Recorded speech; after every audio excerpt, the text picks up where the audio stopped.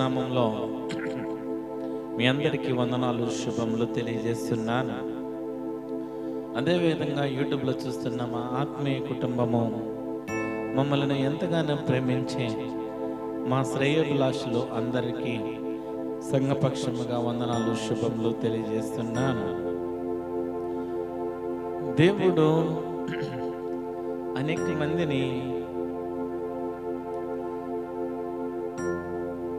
శోధనలను పెట్టి అనేక మందిని పరీక్షించి వారి జీవితమును విలువైనది పొందుకోవడానికి దేవుడు ఏర్పరచుకుంటాడు. నువ్వు చేసే భక్తిని బట్టి దేవుడు ఆ శోధనల గుండా నిన్ను నడిపించి విడిపించి, దేవుడు మనల్ని బంగారము ఏ విధంగా అయితే మన అలంకరణ కోసము ఎప్పుడైతే మనము వాటిని ఉపయోగిస్తామో, అది తయారు చేయబడినప్పుడు ఎన్నో దెబ్బలు తిని ఆ తయారు చేసిన వ్యక్తి ఆ కొలిమిలో వేసినప్పుడు, అది కాల్చివేయబడినప్పుడు, పూర్తిగా తయారైన తర్వాత అది బంగారము మెరుస్తూ అనేక మందికి మెరుస్తూ కనపడుతుంది. దేవుని బిడ్డలకు కూడా దేవుడు పరిశోధిస్తాడు, పరీక్షిస్తాడు. ఏ విధంగా అంటే, అనేక అనుభవాలు, అనేక సాతాను ఏ విధంగా అయితే దేవుని బిడ్డలను శోధిస్తుందో, దేవుడు కూడా మనల్ని పరీక్షించి దానిని బట్టి మనల్ని విజయంలోకి నడిపించే శక్తివంతమైన దేవుడు. కీర్తనల గ్రంథము 63వ అధ్యాయము 1 నుంచి 11వ వచనం వరకు మనం చదువుకుంటే, కీర్తనల గ్రంథము 63వ అధ్యాయము 1 నుంచి 11వ వచనం వరకు మనం జాగ్రత్తగా ఆలోచన చేస్తే, ఇక్కడ దావీదు యూదా అరణ్యములో నుండగా దావీదు అనుభవాలేంటో ఈ 63వ అధ్యాయములో రాయబడి ఉన్నది. అరణ్యంలో దావీదు అనుభవాలు. అరణ్యంలో ఉన్నప్పుడు కూడా దావీదు ఏ విధంగా జీవిస్తున్నాడు, నిన్ను ఎన్ని శోధనలు వచ్చినప్పటికీ, ఎన్ని పరీక్షలు వచ్చినప్పటికీ మన జీవితము ఏ విధంగా ఉండాలంటే,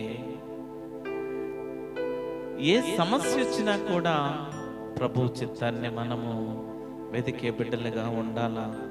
ఈ 63వ అధ్యాయము 11వ వచనం వరకు మనము జాగ్రత్తగా ఆలోచన చేస్తే, ఈ కీర్తనలో దావీదు అరణ్యంలో ఉన్నప్పటికీ విడుదల కొరకు ప్రార్థన చేయలేదు. ఆయన భక్తి జీవితం ఏమిటంటే, మొదటి వచ్చిన మనం జాగ్రత్తగా చదివితే, దేవా నా దేవుడవు నీవే, వేకువనే నిన్ను వెదుకుదను. అరణ్యములో కూడా దేవుడిని వేకువ జామున వెతుకుచున్నాడు. దావీదు అరణ్యంలో అనుభవాలు ఇవి ఒంటరి స్థితిలో ఉన్నప్పుడు, కృంగిపోయిన స్థితిలో ఉన్నప్పుడు, శ్రమలలో నువ్వు నడిపించినప్పుడు, ఎన్ని ఈ లోకపు ప్రయత్నాలు నీ మీద వచ్చినప్పటికీ కూడా దావీదు భక్తుడు అరణ్యంలో వేకువజామున ప్రభువుని వెతుకుచున్నాడు. మన జీవితంలో మనము అలవర్చుకోవలసినది ప్రభువుని వెతకాల, ప్రభువుని వెతకాల. వేకువ జామున ప్రభువుని వెతుకుట, వేకువ జామున ప్రభువుని వెతుకుట. ఈ దినము నుండి మనము ఇంకను మన జీవితంలో ఇది అలవాటు లేకపోతే,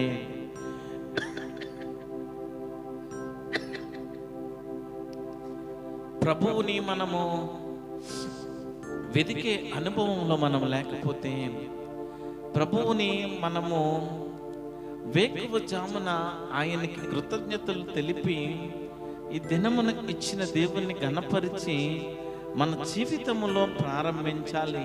మన జీవితమును తన చిత్తానుసారముగా ఆ దినమంతా కూడా ఆయన పైన పెట్టి మన జీవితమును కొనసాగించాలా.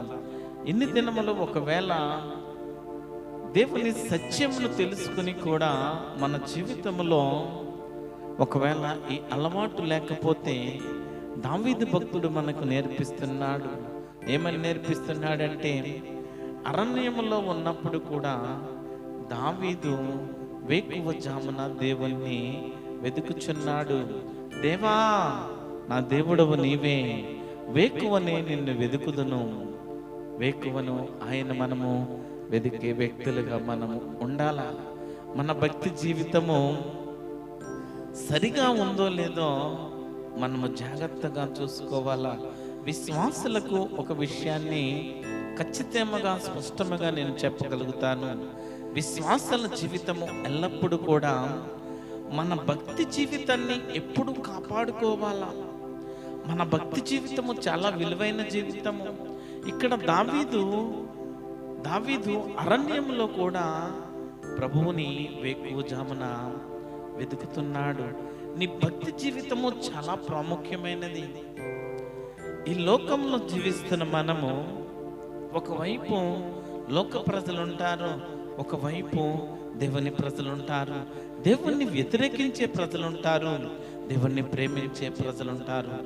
దేవుణ్ణి ప్రేమించే మనము ఈ లోక ప్రజలకు, ఈ లోక వ్యసనాలకు, ఈ లోక ప్రజలను చూసి మనము వాటిని నేర్చుకుని దేవునికి ఇవ్వవలసిన సమయాన్ని మనము ఇవ్వలేకపోతున్నాము. దేవునికి మన ద్వారా మహిమపరచాల్సి, దేవుణ్ణి మనము సంతోష పెట్టవలసిన మనము ఎందుకు భక్తి జీవితము దిగజారిపోతుంది? ఎందుకు భక్తి జీవితము, మన భక్తి జీవితము దిగజారిపోతుందంటే, దేవుని ఎదుట మనము సాష్టాంగపడి విజ్ఞాపన చేయలేకపోతున్నాము. దేవుని ఎదుట మనము ప్రార్థన చేయలేకపోతున్నాము. దేవుని ఎదుట అంగలార్చలేకపోతున్నాము. ప్రభువు మనకి జవాబు ఎందుకు ఇవ్వట్లేదంటే, ఆయన ఎదుట కన్నీళ్లు విడిచుచు అంగలార్చుచు ప్రభువుకి విజ్ఞాపన చేస్తే ఆయన విడిచిపెట్టే దేవుడు కాదు, నీకు జవాబు ఇచ్చే దేవుడు, నీకు జవాబు ఇచ్చే దేవుడు. ఇక్కడ దావీదు భక్తి జీవితాన్ని మీ ఎదుట ఉంచడానికి నేను ఇష్టపడుతున్నాను. దావీదు భక్తి జీవితాన్ని అరణ్యంలోకి వెళ్ళినా కూడా దావీదు విడిచిపెట్టలేదు. ఇది మన క్రైస్తవ బిడ్డలమైన మనము అన్ని దేవుడు ఇస్తున్నాడు, సమస్తమును ఆయన మనకిస్తున్నాడు. 3 పూటలా తినడానికి తిండినిస్తున్నాడు, కట్టుకోవడానికి బట్టలు ఇస్తున్నాడు, తిరగడానికి వాహనములు ఇస్తున్నాడు, ఏదైనా కొనుక్కోవడానికి డబ్బులు ఇస్తున్నాడు. కానీ నీ భక్తి జీవితాన్ని కట్టుకోలేకపోతున్నావు, నీ భక్తి జీవితాన్ని ప్రభువు కనపరచలేకపోతున్నావు, నీ భక్తి జీవితాన్ని దేవుని ఎదుట ఉంచలేకపోతున్నావు. దేవుడు మనల్ని బట్టి అగౌరవపరచబడుతున్నాడేమో, దేవుడు మనల్ని బట్టి దుఃఖిస్తున్నాడేమో, దేవుడు మనల్ని బట్టి దుఃఖిస్తున్నాడేమో. దేవుణ్ణి అవమానపరచడానిక, దేవుణ్ణి దుఃఖపరచడానిక మనము క్రైస్తవ్యంలోకి వచ్చినది? లేకపోతే నేనే మార్గము, నేనే సత్యము, నేనే జీవమని ఈ లోకమునకు సర్వసృష్టికర్త అయిన దేవుడను పూజిస్తున్నాము. ఎందుకు? దేవుణ్ణి అవమానపరచడానికి కాదు, దేవుణ్ణి సిగ్గుపరచడానికి కాదు. ఎవరైతే ఆయన్ని ఘనపరుస్తారో, ఎవరైతే ఆయన్ని మహిమపరుస్తారో ఆయన వారిని ఘనపరుస్తానని అంటున్నాడు. నీ భక్తి జీవితాన్ని బట్టే దేవుడు నీకును, నీ కుటుంబానికి, నీ బంధువులకు, నీ గ్రామానికి, నీ దేశానికి కూడా ఆశీర్వదించే సమర్థుడైన దేవుడు, అజీవము కలిగిన దేవుడు యేసుక్రీస్తు ప్రభువు. ఈ దినమున దేవా, నా దేవుడవు నీవే, నా దేవుడవు నీవే ధైర్యముగా చెప్పగలుగుతున్నామా? ధైర్యముగా చెప్పగలుగుతున్నామా? నా దేవుడవు నీవే, నీవు తప్ప నాకు ఈ లోకంలోని ఏది వద్దు, నీవు తప్ప నేను దేనికోసము ఆరాట పడను, నీవు తప్ప పాపములో నాకు పడను, నీవు తప్ప ఈ లోకములో వ్యర్థముగా సమయాన్ని నేను వృధా చేసుకోను, వ్యర్థముగా సమయాన్ని వృధా చేసుకోను. ఈ దినమున ప్రభువు మాట్లాడుచున్నప్పుడు, దేవుని వాక్యము ద్వారా మనతో మాట్లాడుచున్నప్పుడు మనము సరి చేసుకోలేకపోతే మనము విలువైనది కోల్పోతున్నాము. దేవుడిచ్చే ఆ విలువ కలిగినది మనము కోల్పోతున్నాము. మనకు ఒక వజ్రాన్ని మనకు దేవుడు ఇవ్వాలని ఆశపడుతున్నాడు, మనకి ఒక బంగారాన్ని ఇవ్వాలని ఆశపడుతున్నాడు, మనకి ఒక వెండిని ఇవ్వాలని ఆశపడుతున్నాడు. ఎందుకంటే ఇవన్నీ దేవుణ్ణి మహిమపరచడానికి, దేవుణ్ణి గణపరచడానికి. ఇవన్నీ ఎప్పుడు ఇస్తాడు? ఉదాహరణకు మాత్రమే చెప్తున్నాను, వెండి, బంగారము, వజ్రము అనేది. ఎందుకంటే నీ జీవితంలో అన్ని ఇచ్చేది ఆయనే, అన్ని ఇచ్చేది ఆయనే. దేవా, నా దేవుడవు నీవే. ఇది నా భక్తి జీవితము, ఇది నా భక్తి జీవితము. నీ ఎదుట నేను నమ్మకమైన నీ కుమారుడను, నమ్మకమైన విశ్వాసిని అని ప్రభు ఎదుట మనము దేవుణ్ణి ఎదుకుతూ, వేకువజామున ఆయన ఆరాధిస్తూ, వేకువజామున ఆయనకి కృతజ్ఞత తెలుపుతూ ప్రభువుని వెదికే వ్యక్తులుగా ఉండాలా. మన భక్తి జీవితాన్ని కట్టబడి ఉండాలా, దినదినము కట్టుకోవాలా. అది వక్రమైన మార్గంలో ఎక్కడైనాను పక్కకు పోతుందేమో అని మన భక్తి జీవితాన్ని ఎల్లప్పుడూ కూడా మనము దేవుని వైపు చూస్తూ, దేవుణ్ణి వెతుకుతూ మనము కొనసాగించాలా. 2వ వచనం మనం జ్ఞాపకం చేసుకుంటే, నీ బలమును నీ ప్రభావమును చూడవల్లని పరిశుద్ధాలయమందు నేనెంతో ఆశతో నీ తట్టు కనిపెట్టి ఉన్నాను. నీళ్లు లేక ఎండి ఉన్న దేశమందు నా ప్రాణము నీ కొరకు తృష్ణ కొని ఉన్నది. ఈ దావీదు భక్తుడు తీర్మానము చూడండి, దావీదు భక్తుడు మాట్లాడే మాటలు చూడండి. నీళ్లు లేక ఎండి ఉన్న దేశమందు నా ప్రాణము నీ కొరకు తృష్ణ కొనుచున్నది. దేవుని బలమును, దేవుని ప్రభావం చూడాలని దావీదు ఆశపడుతున్నాడు. దావీదు ఆశ ఏమిటంటే దేవుడు మహిమను చూడాలనుకుంటున్నాడు, దేవుని ప్రభావం చూడాలనుకుంటున్నాడు. దేవుడు అవన్నీ ఇవ్వడానికి దేవుడు సిద్ధముగా ఉన్నాడు. దావీదుకి ఇచ్చిన దేవుడు నీకు ఇవ్వడానికి సిద్ధముగా ఉన్నాడు. భక్తులు అనేక మందికి దేవుని బ్రహ్మను, దేవుని శక్తిని ఇచ్చిన దేవుడు, ఆయన ఆత్మ నడిపింపును ఇచ్చిన దేవుడు నీకు ఇవ్వడానికి సిద్ధముగా ఉన్నాడు. దావీదు భక్తుడు కోరుకుంటున్నాడు, ఎండిపోయిన దేశమందు నీళ్లు లేక ఏ విధంగా ఎండిపోయి ఉంటుందో అయినప్పటికీ నేను తృష్ణ కొని ఉన్నాను అంటున్నాడు. దేని కొరకు? నా ప్రాణము నీ కొరకు తృష్ణ కొని ఉన్నది. ఈ ప్రాణము ఆయన జీవాత్మను ఓదగా మనము నరులుగా ఈ లోకములోనికి వచ్చాము. ఆయన జీవాత్మను ఓదితే నరులుగా మనము ఈ లోకములకు వచ్చిన బిడ్డలమైన మనము ఆయన కొరకు ఆశ కలిగి జీవించాలా, ఆయన కొరకు తృష్ణ కలిగి జీవించాలా, ఆయన కొరకు బ్రతకడానికి, ఆయన మహిమను అనేక మంది, ఆయన ప్రభావాన్ని చూపించడానికి మనం బ్రతకాల. మనల్ని సిగ్గుపరిచే దేవుడు కాదు, మనల్ని అగౌరవపరిచే దేవుడు కాదు, మనకి అన్యాయం చేసే దేవుడు కాదు. నీ భక్తి సంపూర్ణమైన భక్తి అయితే, నీ భక్తి యథార్థమైన భక్తి అయితే నిన్ను విడిచిపెట్టే దేవుడు కాదు. యోసేపును మీకు చూపించాను. యోసేపు భక్తి జీవితము యథార్థమైనది. అందుకునే హెచ్చించాడు కనుక లోకమునకు వెలుగుకరముగా ఉన్నాడు. ఇదేనమన దావీదు భక్తి జీవితాన్ని కాపాడుకున్నాడు. దావీదు దేవుణ్ణి ఉదయకాలమున వేకువజామున వెతుకుతున్నాడు. దావీదు దేవుణ్ణి చూడాలని ఆశపడుతున్నాడు. ఆయన ప్రభావమును పొందుకోవాలని ఆశపడుతున్నాడు. ఆయన దేవుని కొరకు బ్రతకడానికి ఇష్టముగా ఆశతో దేవుని చుట్టూ కనిపెడుతూ ప్రభువుని చూడాలని ఆశపడుతున్నాడు. ఎంత ఆశ, అది మన జీవితంలోకి రావాలా, అది మన జీవితంలోకి రావాలా. దేవుడు ఆశపడిన ప్రాణాన్ని, ఆయన యందు భయభక్తులు కలిగిన జీవితాన్ని వదిలిపెట్టే దేవుడు కాదు, విడిచిపెట్టే దేవుడు కాదు. ఆయన నిన్న నేడు ఏకరీతిగా ఉన్న దేవుడు. ఇదేనా మన ఒంటరిగా లేకపోతే కన్నీటి ప్రాయముతో ప్రభువుని స్తుతిస్తున్నామేమో. దేవుడు నీకు జవాబు ఇవ్వడానికి ఇష్టపడుతున్నాడు. దేవుడు నిన్ను వెలుగుకరముగా చేయడానికి ఇష్టపడుతున్నాడు. నా ప్రాణము నీ కొరకు తృష్ణగొని ఉన్నది, నీ మీది ఆశ చేత నిన్ను చూడవల్లని నా శరీరము కృషించుచున్నది, శరీరము కృషించుచున్నదంట. దావీదు భక్తుడు దేవుడిని చూడాలని నా ప్రాణము ఆశపడుతుంది అంటున్నాడు. దేవుని కొరకు నీవు ఆశపడుతున్నావా? దేవునితో గడపాలని, దేవునితో సహవాసము చేయాలని, దేవునితో నడవాలని ఆశపడి ఉన్నావా? ఆశపడుచున్నావా? దేవుడు ఇదేనా మన ఎదుట ఒక పరుగు పందాన్ని ఉంచాడు. భక్తి జీవితాన్ని కాపాడుకోవాలా.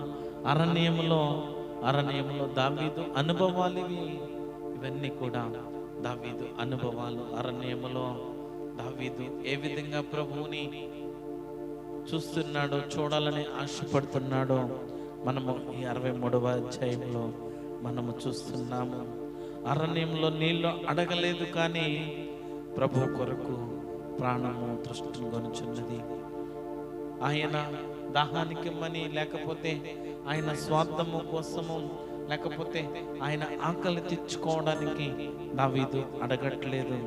ఆయన అడిగేది ప్రభు కొరకు ప్రాణము తృష్ణ కొనుచున్నది.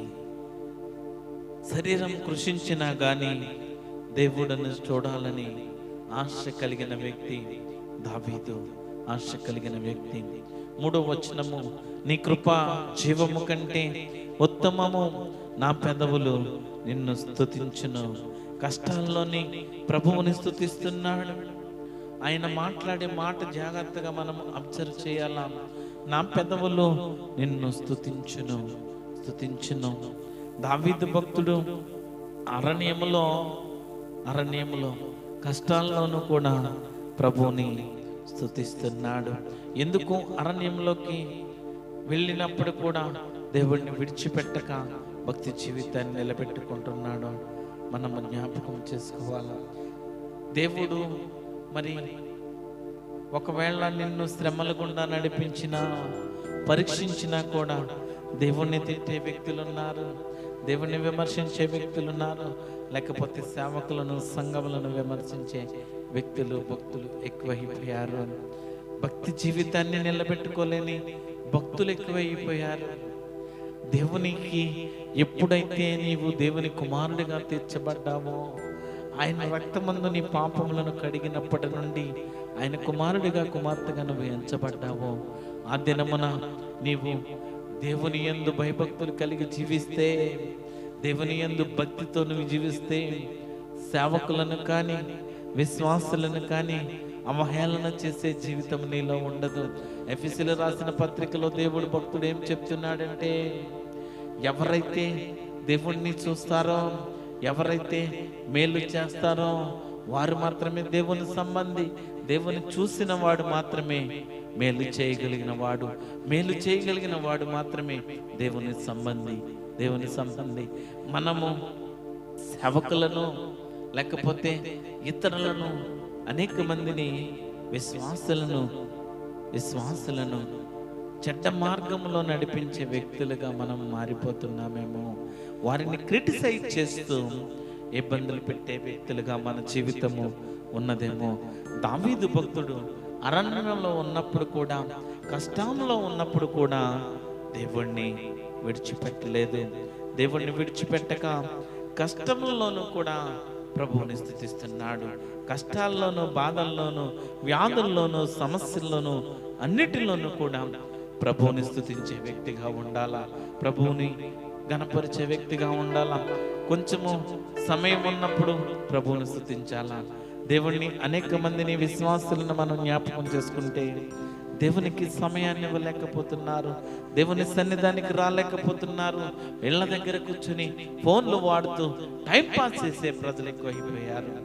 దేవుని సన్నిధిలో దేవుణ్ణి ఆరాధిస్తే నీవు ఎంత ఘనత పొందుతావు. దేవుని సన్నిధానంలో ఒక దినము గడుపుట 1000 దినముల కంటే శ్రేష్టము. దేవుని సన్నిధానంలోని గడపలేని స్థితిలోకి వచ్చేసారు అనేక మంది. దావీదు భక్తుడు కష్టాల్లోనూ కూడా ప్రభువుని స్తుతిస్తున్నాడు, ప్రభువుని స్తుతిస్తున్నాడు. నీ కృప జీవము కంటే ఉత్తమము, నా పెదవులు నిన్ను స్తుతించును.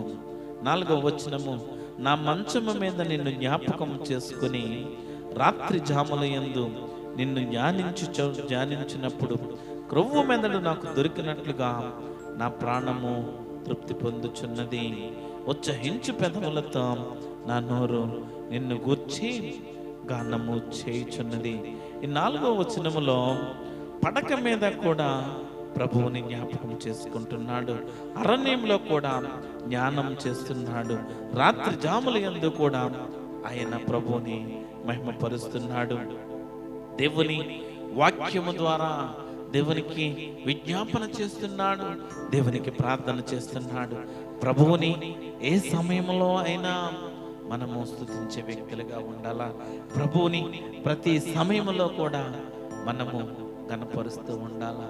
ఈ దినమున అనేక మంది వ్యక్తులను మనము ఉదాహరణగా చూస్తే వారి జీవితము మందిరములో ఉన్నంచపు వారి నోటి నుండి భక్తిపరమైన మాటలు, దేవుని పరమైన మాటలు, దేవుని వాక్యపు మాటలు మందిరములో ఉన్నప్పుడు అనేక మంది ప్రజలు కనపరుస్తున్నారు.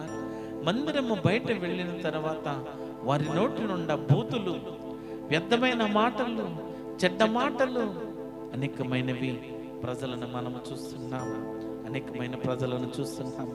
దావీదు భక్తుడు పడక మీద కూడా ప్రభువుని జ్ఞాపకం చేసుకుంటున్నాడు, అరణ్యంలో కూడా దేవుణ్ణి జ్ఞానం చేస్తున్నాడు.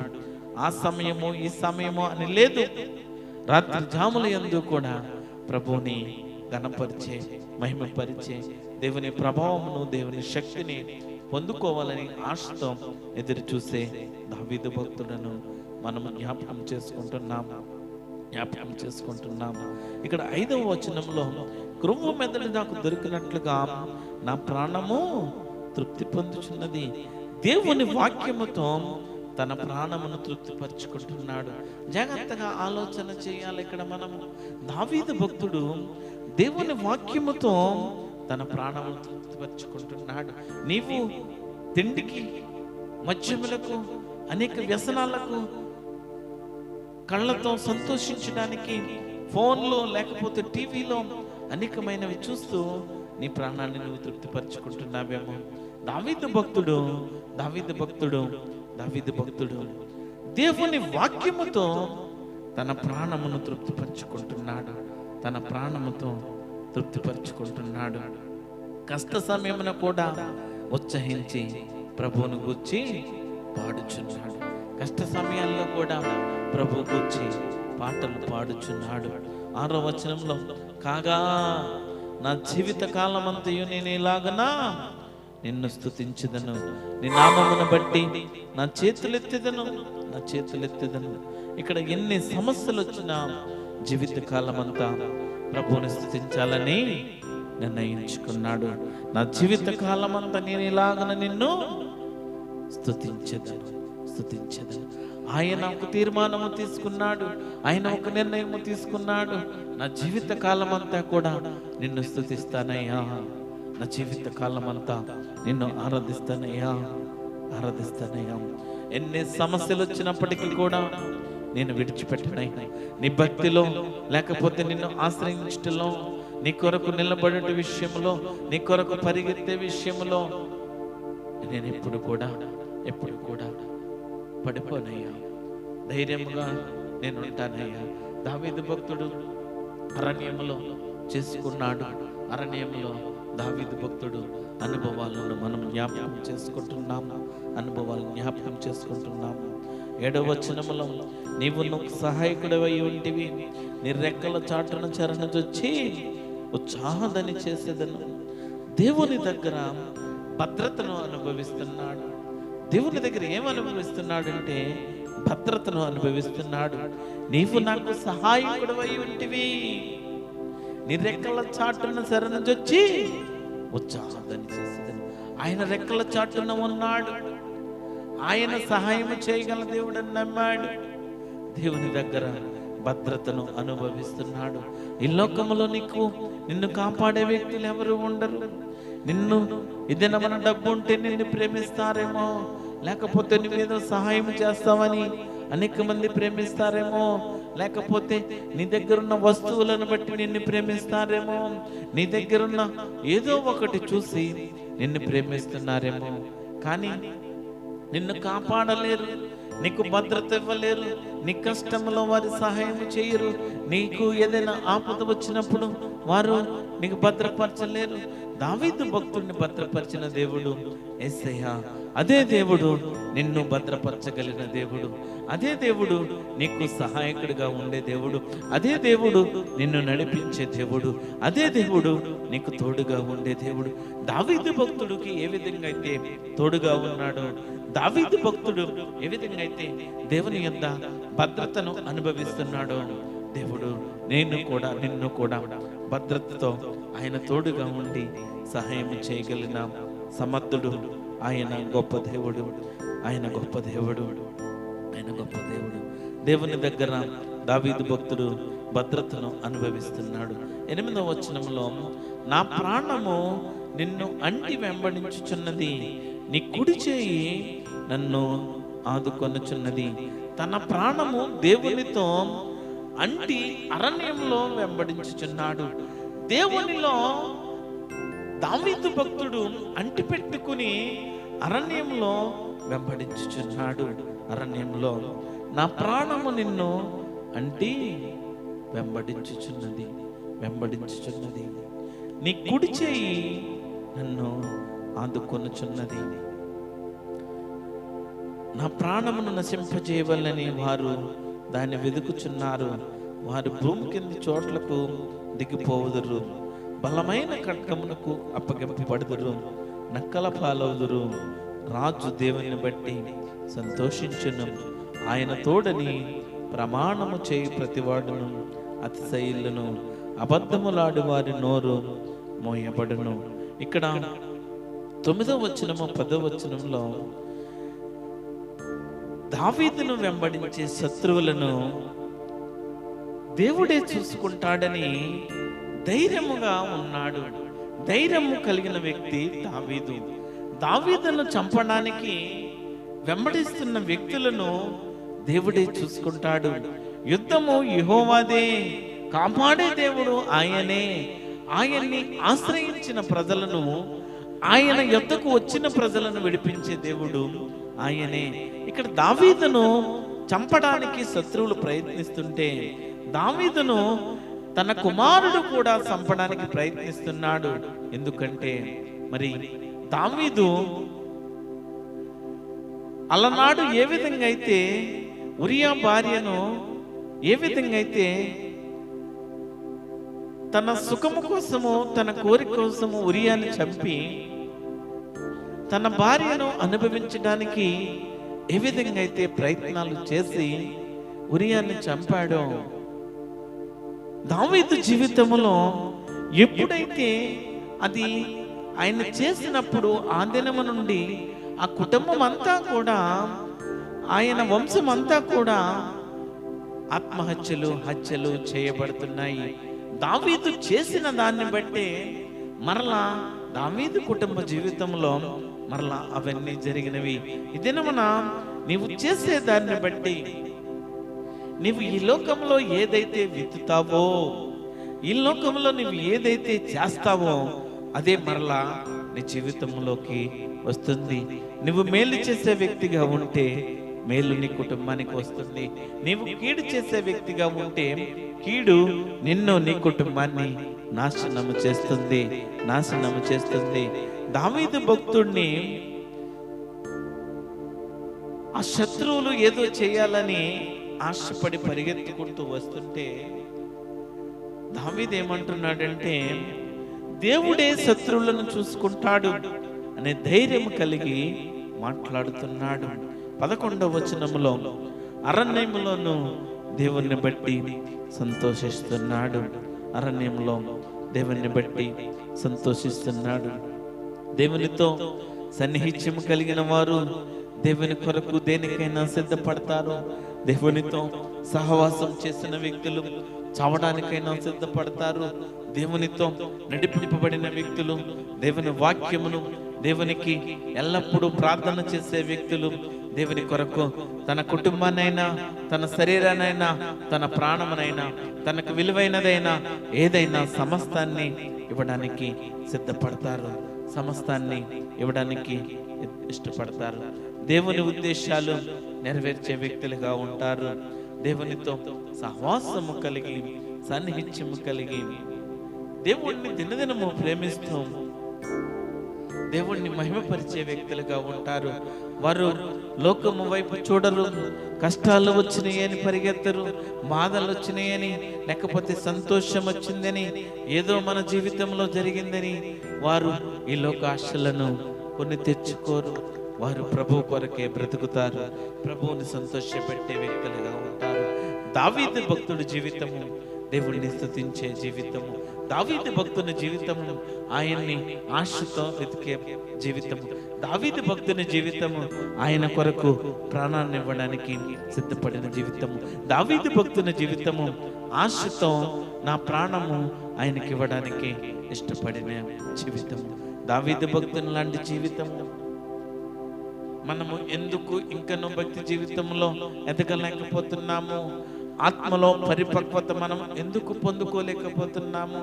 మన జీవితము ఆ గొంగలి పురుగు ఏ విధంగా ఉన్నదో, ఆ గొంగలి పురుగు అనేక మంది మనుషులను వ్యసనపరిచే పురుగులాగా ఏ విధంగా కనబడుతుందో, ఆ గొంగలి పురుగులాగా ఉన్నప్పుడు అది మానవుల శరీరం మీద ప్రాకినప్పుడు అనేక మందికి దురద పుట్టించే ఆ దురద చెవులు కలిగిన వ్యక్తులుగా మనము జీవిస్తున్నాము.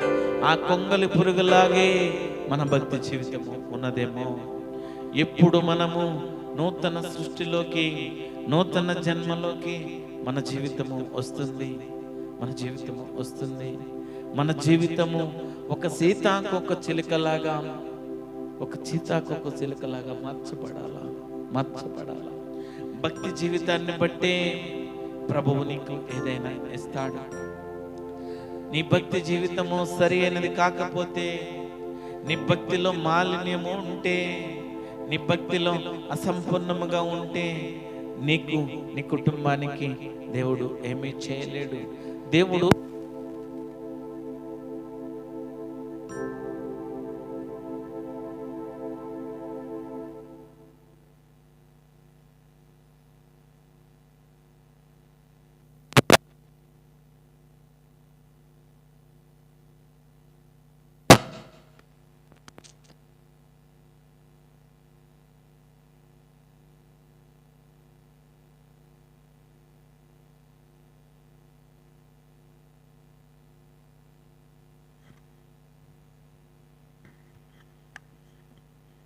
హల్లెలూయా.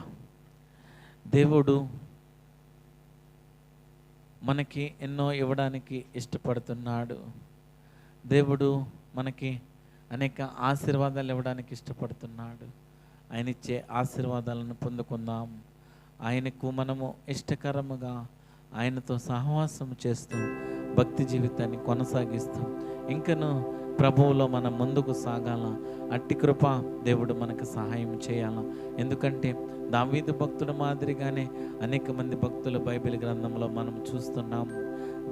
దేవుడు అనేక మంది భక్తులను దీవించిన దేవుడు, ఆశీర్వదించిన దేవుడు.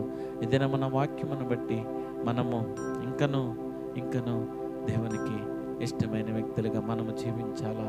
దేవునికి ఇష్టమైన వ్యక్తులుగా మనము జీవించాలా. ప్రభువుని మనము ఆరాధించాలా. ప్రార్థన చేసుకుందాం.